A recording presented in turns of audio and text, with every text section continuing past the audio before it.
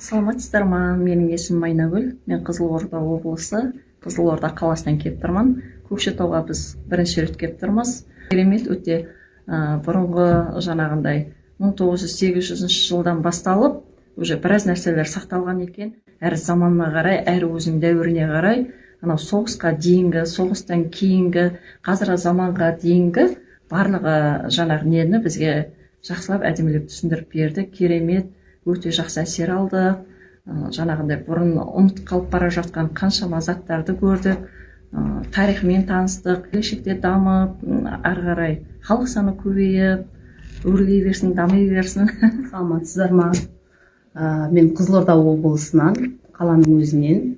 Есімім Айжамал. Бүгін осы жаққа қонаққа келіп, осы күн осы Көкшетаудың тарихы туралы танысып, осы музейге келіп жатырмыз. Бұл жердегі алған әсерім сол замандағы заттарды шетін бізде көрдік қой, бірақ сонда да ести қалмаған заттардың осындай бар екенін ғой деген өзімізде ой түйіп отырмын.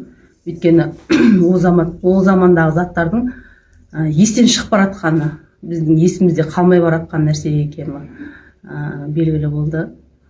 Күшті, әсерім күшті. Рахмет.